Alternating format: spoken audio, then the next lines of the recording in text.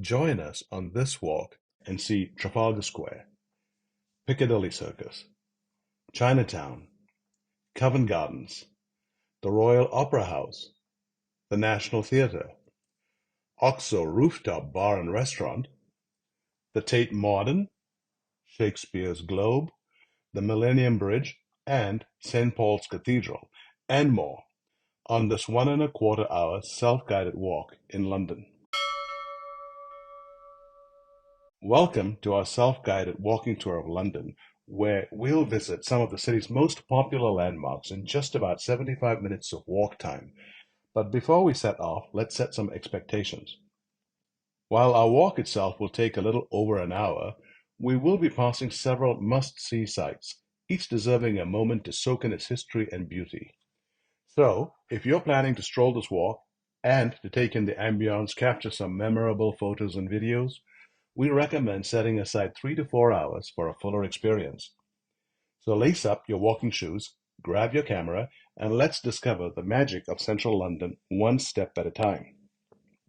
We begin our walk at Trafalgar Square. To get there, take the London Underground or British Rail to Charing Cross Station, and it's about a 5-minute walk on the Strand to the square. Alternatively, many London buses stop at the square. Taxis are another option. Let's begin with Trafalgar Square. The square is named in honor of the British naval victory at the Battle of Trafalgar in 1805. For context, Napoleon planned to secure the Channel to provide safe passage to invade England, and this battle turned the tide, and this battle put a stop to that plan. The central focus of the square, therefore, is Nelson's Column, dedicated to Admiral Horatio Nelson, the hero of the Battle of Trafalgar. The column is flanked by 4 large iron statues and highlighted by 2 large fountains. On one end of the square, at the highest point, is a National Gallery. This end of the square offers one of the most impressive views. Nelson's Column and the 4 large and majestic lines all present amazing photo opportunities from this location. Before we leave the square, a word about the National Gallery and St. Martin in the Fields. The National Gallery was founded in 1824 and hosts over 2,300 paintings from the 13th to the 20th centuries. It is one of the finest collections of Western European paintings. Some well-known paintings housed there include Vincent van Gogh's Sunflowers and Johannes Vermeer's Girl with a Pearl Earring. When last checked, admission was free, though donations are welcome. Next, St. Martin in the Fields is located to the right of the National Gallery when facing the gallery. The steps of this Georgian church provide a resting place for weary hikers and those seeking a great view of Trafalgar Square.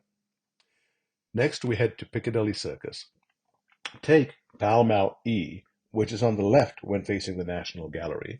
From Pall Mall E, turn right onto Haymarket. The New Zealand House is on your left, and just after that is His Majesty's Theatre.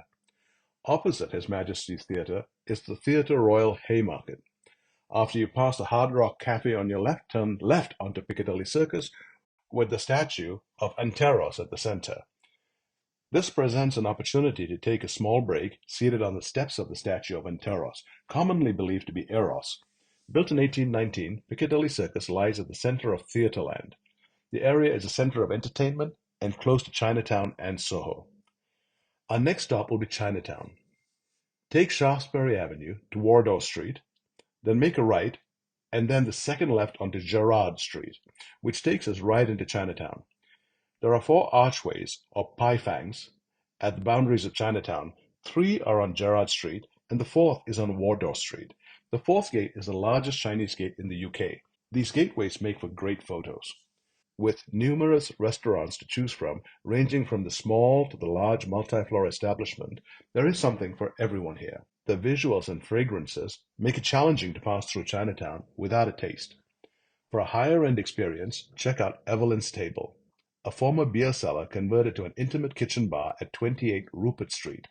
It's not a budget stop, and call to confirm the need for reservations. At the end of Gerrard Street, bear right onto Newport Place, and then bear left onto Newport Court, which is an alley of wonderful Asian stores. The alley ends at Charing Cross Road. Cross the road onto Great Newport Street. At the next 6 road intersection, cross over to Garrick Street, where a variety of restaurants line the street. then turn left onto Floral Avenue. Then at St. James's, where you see the Nag's Head Pub, turn right to explore Covent Gardens. As you approach the Covent Garden shopping mall, look to your left to view the Royal Opera House. Then, as you proceed into Covent Gardens, the courtyards are filled with performers. Beyond that is the Covent Garden shopping mall. Unlike most malls we experience in the US, this one is a unique experience with eclectic shopping, dining, and experiences. Beyond the shopping mall lies the Jubilee Market Hall, which is so different and well worth visiting, and often missed. Exit Jubilee Market Hall onto Tavistock Street and proceed left on Wellington Street. Take Wellington Street to the Strand and cross over to Waterloo Bridge across the Thames. You should be on the right side of the bridge as you walk across. The bridge offers another London photo opportunity. On the south side of the bridge, take the stairs down on the right, then loop back under the bridge to head left with the Thames on your left. This is the South Bank Boardwalk. On your right, you'll pass the Laurence Olivier statue in front of the National Theatre, then on your left, Thames Beach, before approaching the Oxo Tower. A passage in the middle of the building leads to elevators to the Oxo Tower restaurant and brasserie. The views of St. Paul's and London from this rooftop location make it a recommended stop for a drink and a walk out onto the balcony. Then continue the walk on the boardwalk past the Millennium Bridge to Shakespeare's Globe, before backtracking to take the Millennium Bridge back across the Thames on our way to St. Paul's. Shakespeare's Globe, as seen today, opened in 1997 and is the third globe. It is a reconstruction of the original globe on Bankside. The original opened in 1599 and burned down in 1613, to be rebuilt in a year, and operated until 1642 when it was closed by parliamentary decree. The walk across Millennium Bridge offers more wonderful views of London and most importantly of St. Paul's Cathedral.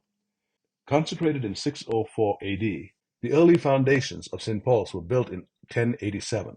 St. Paul's was officially completed in 1711. Entrance to the cathedral is priced at 25 English pounds or about $30, though attending regular service is free of charge. The ticket provides access to the three domes, the internal Whispering Gallery, the Stone Gallery, and the Golden Gallery, which provides amazing views of London. Note that the access is only by steps. There are 257 steps to the Whispering Gallery and 528 to the Golden Sanctuary. That brings us to the end of this self-guided walking tour. There are several restaurants and bars along Ludgate Hill, which is connected to St. Paul's Churchyard and leading to Fleet Street. For something off the beaten path, head to Samuel Pepys, a Thameside pub. This walk, short though it be, may seem like an adventure unto itself. Take Cannon Street from the Cathedral and turn right into Friday Street. Then cross Queen Victoria Street and bear right to find 5 Foot Lane. That 5 is spelled F-Y-E, to the left. Take 5 Foot Lane till it ends on High Timber Street. Then turn left onto Stew Lane, S-T-E-W, and this will look like a dead end, but near the end is a door on your right into Samuel Pepys. Keep an eye out for other London walks in upcoming videos. This walk is also documented in our ebook linked below. Thank you for joining us and happy strolling.